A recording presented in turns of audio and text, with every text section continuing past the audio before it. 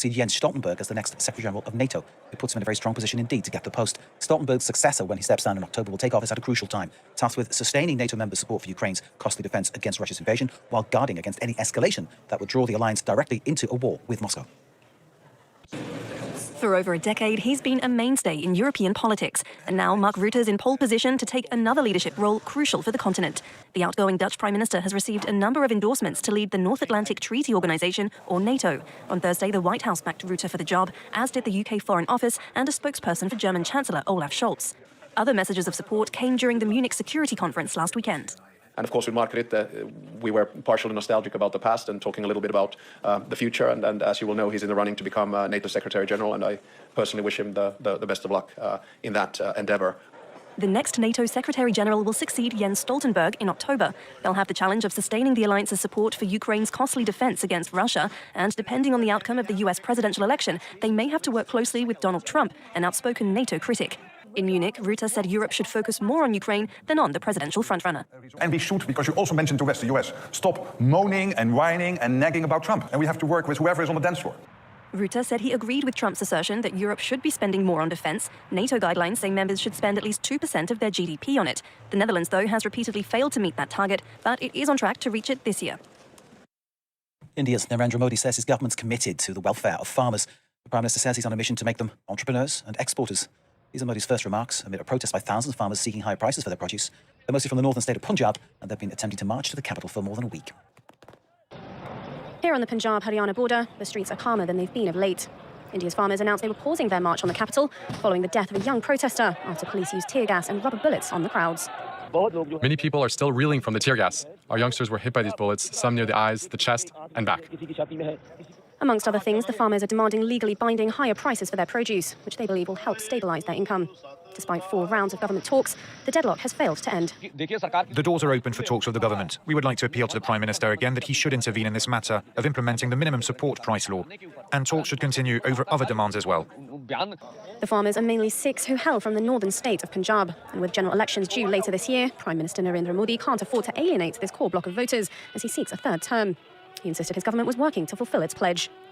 Our government is committed to fulfil every resolution related to the welfare of our farmer brothers and sisters across the country. A historic increase in the price of sugarcane purchase has been approved, which will benefit millions of our sugarcane producing farmers.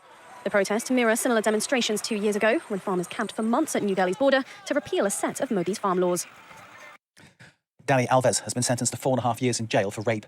He denied the charge against him that he sexually assaulted a woman in a nightclub toilet in Barcelona. He was arrested in January 2023. He's been in custody ever since. Alves, who's one of the most successful footballers in history, having won more than 40 trophies for his country, and clubs such as Juventus, Paris Saint-Germain and Barcelona, joined the Mexican side Punas Unam in 2022 for a reported €300,000 a month salary. The club terminated his contract after his arrest. He is set to appeal against his conviction. One of the most decorated footballers in history, found guilty of rape. Dani Alves has been sentenced to 4.5 years in prison after a court in Spain found him guilty of raping a woman in a Barcelona nightclub on the 31st of December 2022.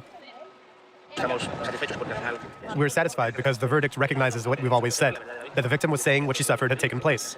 We're satisfied and happy for her and all women. The 40-year-old was also ordered to pay €150,000 in compensation to the victim and will face 5 years of probation. The Brazilian had been accused of luring the woman to a bathroom in the VIP section of this nightclub. Alves first denied knowing his accuser, before later claiming he met her in the toilets, but nothing happened between them. He then changed his version of events again, claiming they had consensual sex and denying hitting the victim and grabbing her hair. The 23-year-old said she begged Alves to let her go. In a statement, the court said there was evidence other than the victim's testimony proving that she had been raped.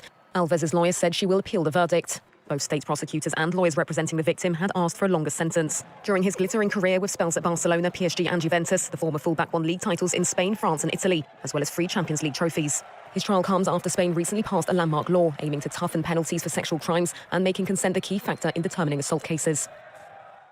That's it for this bulletin, but stay with us. More news to come. You're watching France 24.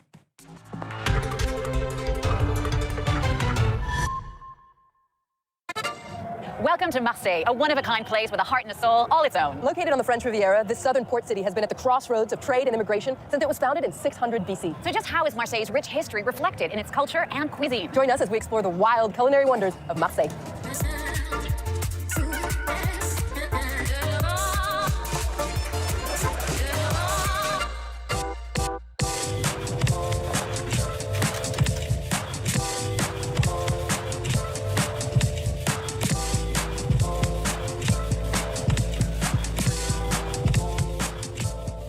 If you're in Marseille, you have to make a stop at the Old Port, Le Vieux Port de Marseille. Here you'll find amazing views of the Mediterranean and the sprawling city around it. These days, the commercial port is located outside of the city center, but traditionally, this is where all the action happened, and you can still find professional fishermen selling their catch of the day. It's the perfect place to meet filmmaker, author, and Marseille foodie, Véran Frediani.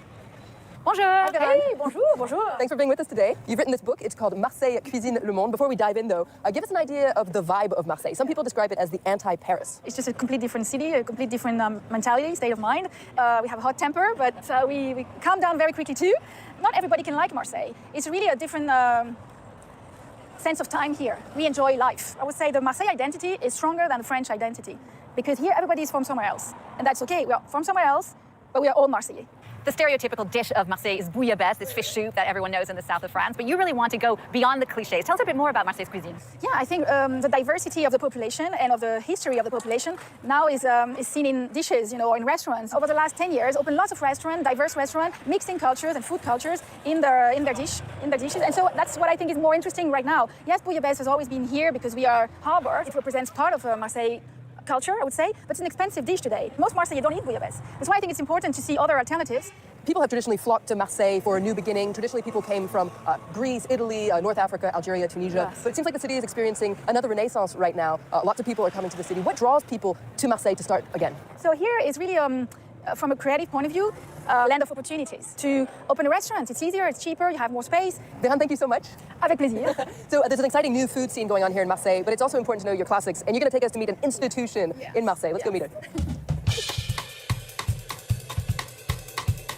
First stop on our Marseille food tour, Delphine Roux's restaurant Marie Les Galinettes. Delphine, you've been in the restaurant business for almost 30 years, and you're specialized in grandmother dishes from Marseille, like bouillabaisse, which is very famous and was invented in the city. Why is it so typical of Marseille? Parce que la bouillabaisse, c'était un plat très simple, c'était le plat des pêcheurs. En fait, c'était ce qui restait dans les bateaux des pêcheurs. C'est-à-dire que le pêcheur partait la nuit, il allait jeter ses filets, et quand il ramenait, il vendait tous les poissons qu'il pouvait. Et puis, il lui restait souvent des petits poissons, des petites rascasses, des petites galinettes, qui étaient difficilement vendables à l'unité. Et donc, ils ont eu l'idée, je sais pas qui a eu l'idée réellement à la base, de faire un bouillon avec ces petits poissons, qui sont des poissons de roche, c'est-à-dire des poissons qui vont se nourrir dans les rochers, où il y a plein d'algues, donc des poissons qui sont pleins de goût, pleins de saveurs. Donc, on fait un bouillon avec ces petits poissons. Et une fois qu'on a fait ce bouillon qui devient la soupe, on fait pocher les gros poissons dans ce bouillon. Et bouillabaisse, ça veut dire bouillabaisse en provençal. Quand ça bout, tu baisses. Delphine, we're very lucky because you're going to teach us how to make one of these typical Provençal dishes. Should we head to the kitchen? Yes, let's go. So Delphine, what are you going to make us today? Alors aujourd'hui, on va préparer des artichauts en barigoule. What's barigoule? What does that mean? Alors la barigoule, c'est une façon de préparer des artichauts. À ne pas confondre avec la farigoule. Et la farigoule, c'est le thym en provençal. On commence par éplucher les artichauts, on les rompt, et ensuite, on enlève les premières feuilles. On enlève le vert, le dur en fait. Puis, on coupe.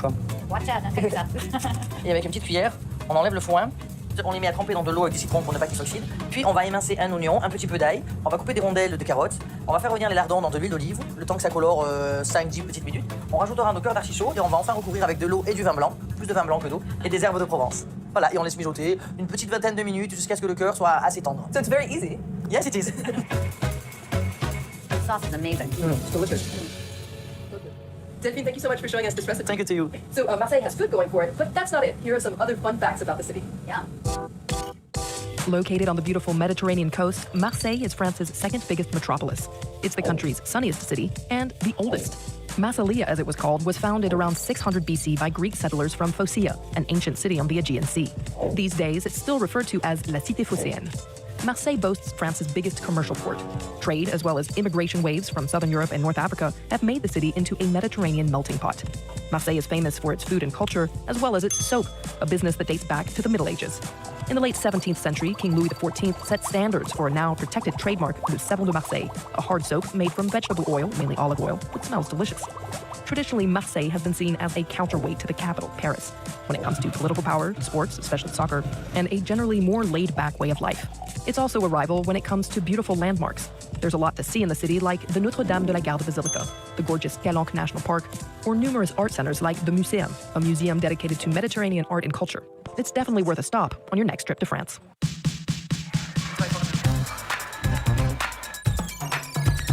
When you wander around Marseille, it's clear that this is a gritty, thriving metropolis with a distinctive working-class character and southern French soul. Marseille is also a city in metamorphosis. Recent years have seen a series of major urban renewal projects which have drawn a wave of artists, entrepreneurs, and chefs with ambitious projects.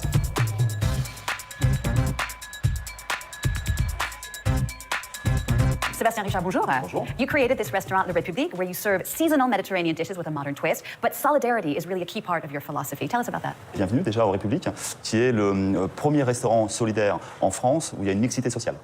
Donc le but est de pouvoir, dans un même temps, dans un même espace, de pouvoir mélanger des personnes issues de classes sociales différentes. Donc on a des personnes qui viennent, qui passent par le biais d'une réservation, qui vont dépenser entre 25 et 35 euros, entrée, plat, dessert, une cuisine plutôt orientée méditerranéenne, et d'autres personnes qui viennent par le biais d'associations avec qui on conventionne. Ces personnes-là qui sont donc des bénéficiaires, ces personnes-là ont la même expérience, on va dire, d'un restaurant, donc même accueil, même service, même cuisine, même boisson, et ces personnes-là payent 1 euro.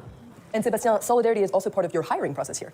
En effet, la deuxième particularité du restaurant, on est entreprise d'insertion. C'est-à-dire qu'au sein des effectifs, aujourd'hui, il y a 29 personnes qui travaillent, il y en a 15 qui sont des salariés en droit commun et 14 qui sont des personnes qui sont en parcours d'insertion et que l'on forme au métier de la restauration. L'idée est de pouvoir montrer ce qu'est Marseille aujourd'hui, montrer que Marseille, il y a cette ouverture d'esprit, une mixité vraiment sociale, oui, par rapport au restaurant, mais une mixité culturelle, une mixité d'esprit, une mixité de solidarité, une mixité de gens. So your restaurant really sums up the spirit of Marseille, and it also has a particularity, which is that it has a boulodrome, which is where you play pétanque, the first underground boulodrome of Marseille, and we're gonna go check it out.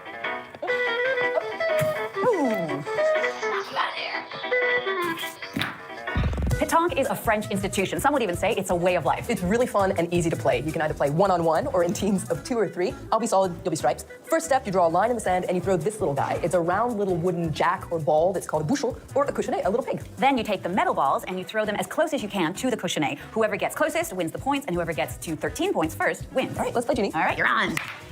First, you throw the cochonnet. So there are 2 techniques when you're throwing the ball. You can either pointer, which means you try to get your ball as close to the cochonnet as possible. Then there's tirer, when you try to knock your opponent's metal ball out of the way. So satisfying. There you go. Okay. Oh, you move it closer. See a little boon there? You can kiss that boon goodbye. Pétanque is a great game to play with friends during apéro, pre-dinner drinks, especially with a local Marseille specialty, pastis. And that is our next stop. Cheers!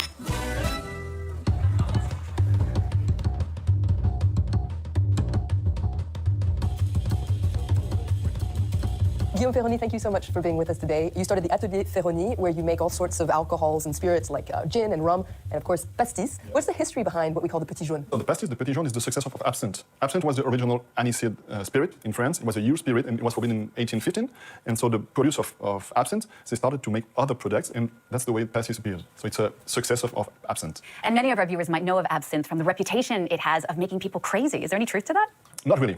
It makes you crazy if you drink probably 3 bottles. So normally you're off before drinking the 3 bottles. But the thing is that there is a molecule which is dangerous called trione. It was the reason, the legal reason to forbid absinthe. The real reason is that absinthe was a competitor to wine. And during the 19th century, there was phylloxera, this little bug that destroyed the vineyards. And so the wine lobby asked to forbid the interdiction of absinthe. Right. And then came the pastis. Here at the Atelier Ferroni, you teach people how to assemble their own pastis, and you're going to teach us. It's not me, it's my colleague Adrien, which is the master assembler. I will show you how to make your own pastis. Awesome, let's do it. Bonjour. Bonjour. So Adrien, what are the ingredients in pastis? Alors, dans le pastis, les ingrédients principaux, c'est l'anis, le réglisse. Donc c'est ce que vous avez ici, c'est la méthode. Et après, vous avez du coup le sucre aussi. Voilà. À partir de ça, vous appelez pastis. En provençal, le mot pastis veut dire mélange. Donc là, on va réaliser notre propre mélange à partir de macérat de plantes fraîches. On va commencer du coup par la verveine citronnelle, qui est l'une des plantes qu'on utilise le plus. Okay. On va poursuivre par le romarin. It's really rosemary. It smells delicious. Whoa, whoa, whoa, whoa, whoa, whoa. I feel like a mad scientist. Là, on va terminer par une plante, alors, qui est un peu l'historique du pastis, puisque c'est la plante. Donc là, pour terminer la recette, on va rajouter du coup la base pastis, donc avec l'anis, le réglisse et le sucre. That smells like pastis. It smells like black licorice. Et là, du coup, j'ai vraiment le nom mélange pour le pastis. Donc on pastis le pastis. Voilà, c'est ça. Ça doit rentrer, ça doit rentrer. Vous venez du coup de faire votre propre bouteille de pastis. Yay! Yes! So we've mixed our pastis. What's the best way to drink it? Alors, pour le pastis Château des Cressaux, la meilleure façon de le déguster, c'est en digestif fin de repas, donc plutôt le consommer pur sans eau. Après, sur la normalité des pastis, c'est plus le consommer pastis au riz glaçon. Voilà. And you can drink this different ways too. You can add things to this, right? Si vous rajoutez du sirop d'orge à l'intérieur, ça s'appellera la moresque. Et après, il y a différentes variantes. Vous avez, si vous mettez du sirop de menthe, vous avez le côté perroquet, sirop grenadine, le côté tomate. Donc ça, c'est un peu les différentes variations pour déguster un pastis. So you can jazz up your pastis, but it's really good when it's pure too. Cheers! And this being France, we have to remind you to drink responsibly. Thank you so much, Adrien. Merci beaucoup. Merci.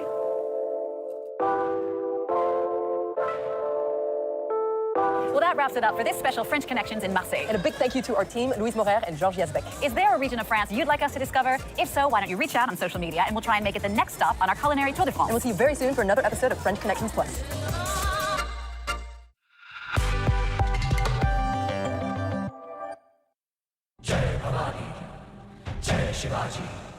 A warrior so brave, he'll forever be hailed.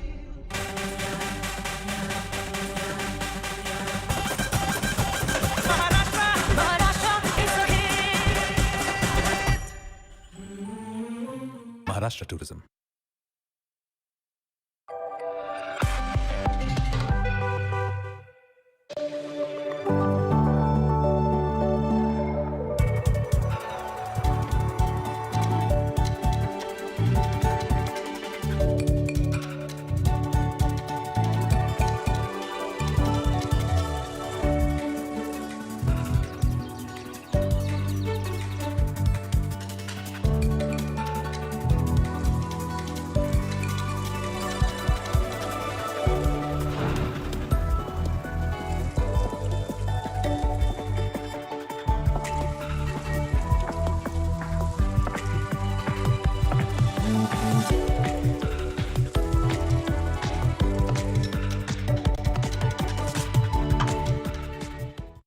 The best of culture every day on France 24.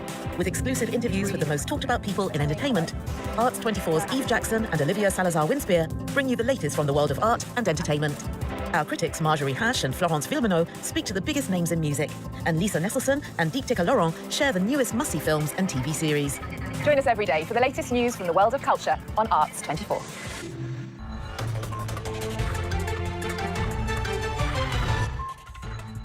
In the Gaza Strip, 48 dead in Israeli attacks. As humanitarian workers warn the situation there is already catastrophic. 1 dead in a shooting at a checkpoint in the West Bank in morning traffic near Jerusalem. Day 139 of the Israel-Hamas war sees the death toll fast approach 30,000 Palestinians. Alexei Navalny's mother, Ludmila, says she's been shown her son's corpse and death certificate. She says the Russians plan to bury her son in secret without her paying her last respects. Navalny, Russia's best-known opposition politician, died suddenly in an Arctic penal colony last week.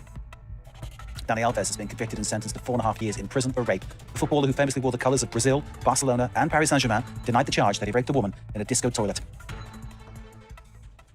We start with the latest on the Gaza Strip. Israeli strikes killed at least 48 people in southern and central Gaza, half of them women and children. This according to health officials on the ground. Humanitarian groups say the situation's already catastrophic in and around the city of Rafah.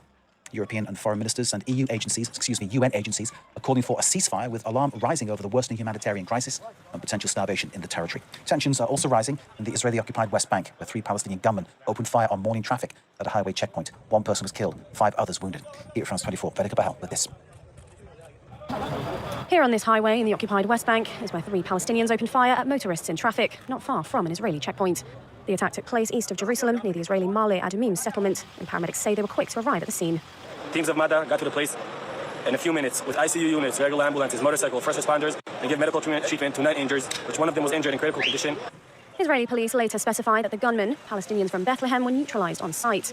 After visiting the scene, Israel's far-right national security minister called to increase weapon distribution to Israelis and up the roadblocks for Palestinians, saying Palestinian freedom of movement came second to Israeli safety.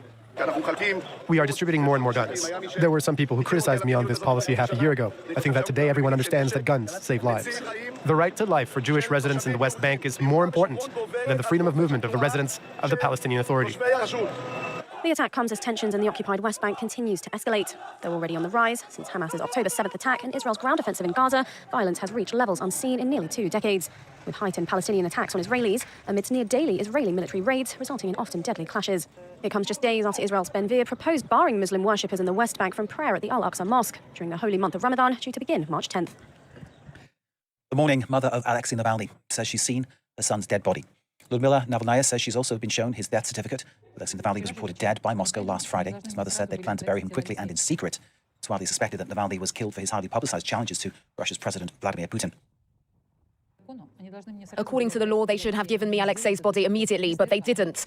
Instead, they blackmail me. They force conditions onto me, where, when, and how Alexei should be buried. This is illegal. They receive orders from the Kremlin or from the Central Office of the Investigative Committee. In Ukraine, the war of attrition in the eastern Donbass continues, while diplomatically there's a hint from NATO that Kyiv could be supplied with F-16 fighter bombers for strikes on military targets inside Russia. We're waiting for developments on that line. Meanwhile, in Kharkiv, that region there, civilians have been killed in mortar strikes by Russia. Moscow's force turning its focus more and more on the northeast.